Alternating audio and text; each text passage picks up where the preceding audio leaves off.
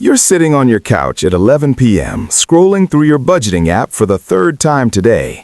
Every category is color-coded. Every transaction is labeled. You've checked your savings rate, recalculated your retirement projection, and moved $23 between accounts to optimize interest by 0.05%.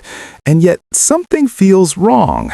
Earlier today, you spent 45 minutes researching which brand of coffee to buy, comparing unit prices down to the tenth of a cent.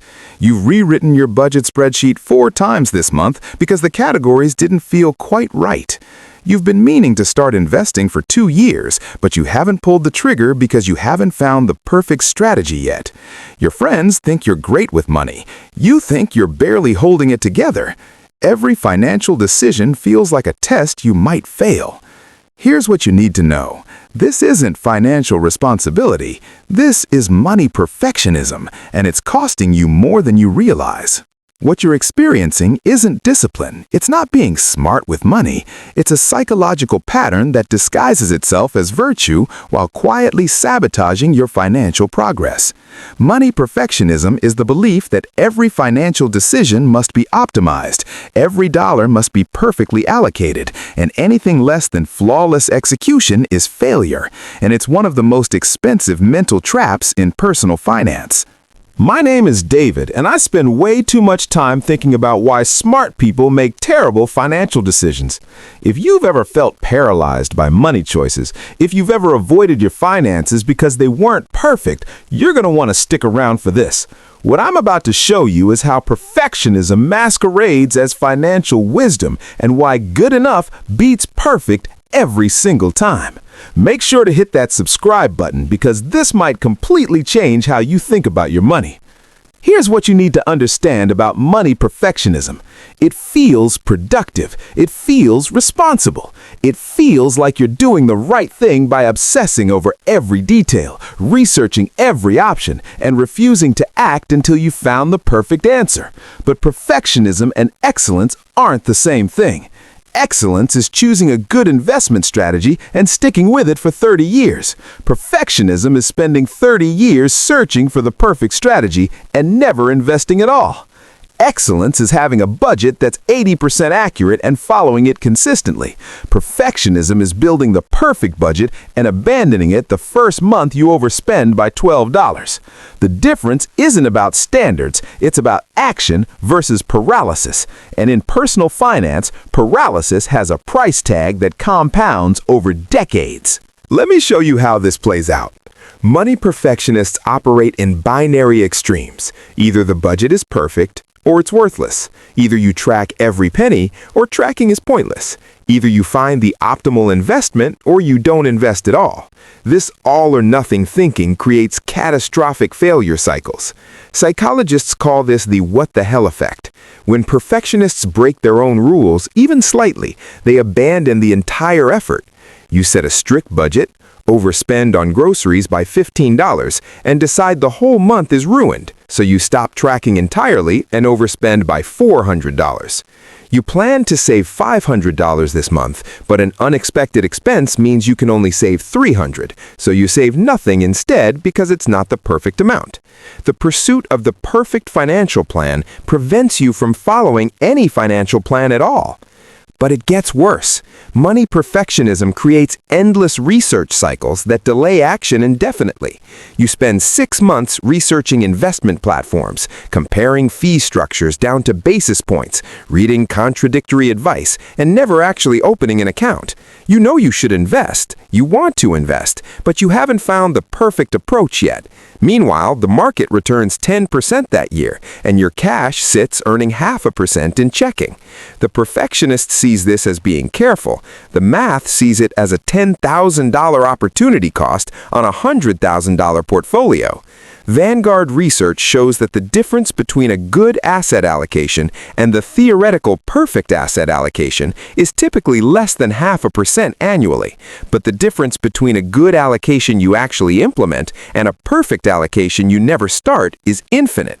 Perfection costs you the compound returns of time you can never recover. And here's the part money perfectionists don't talk about: the shame. When you set impossible standards for yourself, you inevitably fail to meet them. That failure doesn't motivate improvement, it triggers avoidance. You stop checking your accounts because they're not where they should be.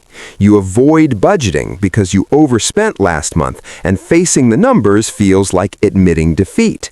You don't open your investment statements because your portfolio isn't optimized correctly. Research in financial psychology shows that money avoidance due to shame is one of the strongest predictors of poor financial outcomes. The perfectionist who avoids their messy finances entirely ends up in worse shape than the person who manages their money imperfectly but consistently. The shame of not being perfect becomes more expensive than any imperfect decision ever would have been. Then there's what I call the optimization trap. Money perfectionists spend enormous energy optimizing things that don't matter while ignoring things that do. You spend 3 hours finding a savings account with 0.2% higher interest on your $5,000 emergency fund. That's $10 per year.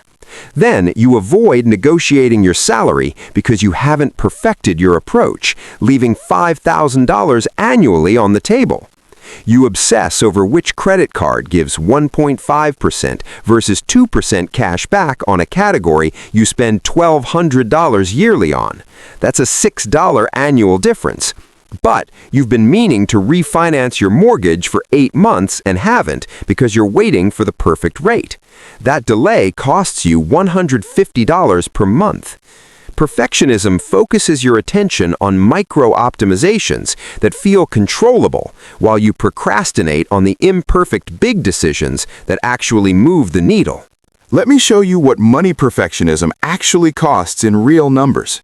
If perfectionism delays your investing by just 3 years while you search for the perfect strategy, and you would have invested $500 monthly at 8% returns, that 3-year delay costs you approximately $116,000 over a 30-year timeline. That's the cost of waiting for perfect instead of starting with good enough. If perfectionism causes you to abandon your budget 4 times per year because it wasn't followed perfectly, and each abandonment leads to 2 months of $300 in overspending, that's $2,400 annually, or $72,000 over 30 years. If shame-based avoidance causes you to miss one salary negotiation worth $3,000 and you never make up that base salary gap, that's $120,000 in lifetime earnings. Perfectionism isn't free. It's one of the most expensive psychological patterns in personal finance.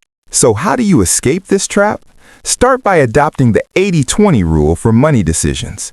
If a financial choice gets you 80% of the way to optimal with 20% of the effort, take it and move on. Your investment returns won't know the difference between a good decision made today and a perfect decision made never. Next, set good enough thresholds instead of perfect targets. A budget you track weekly that's 85% accurate beats a perfect budget you abandon after 3 weeks. Progress isn't about perfection, it's about consistency over time. Then, establish decision deadlines. Give yourself 1 week maximum to research investment options, then choose and act. Analysis has diminishing returns, and every week you delay has real costs. Start celebrating imperfect action. You invested $200 this month instead of your $500 goal. That's $200 more than perfect planning and zero action. That's $200 that's now working for you instead of sitting in analysis paralysis. Finally, separate big decisions from small ones. It's worth taking time to think through your asset allocation or whether to buy a house. It's not worth agonizing over which brand of paper towels costs 3 cents less per roll. Right now, you probably see your perfectionism as the thing keeping you financially responsible, but there's another way to look at it. Perfectionism isn't high standards, it's fear of failure disguised as excellence, and in finance, it's causing the very failure you're trying to avoid. The person who invests imperfectly for 30 years retires wealthy.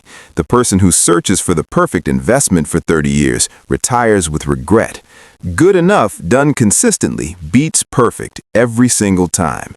Your financial life doesn't need to be optimized down to the last penny. It needs to be moving forward.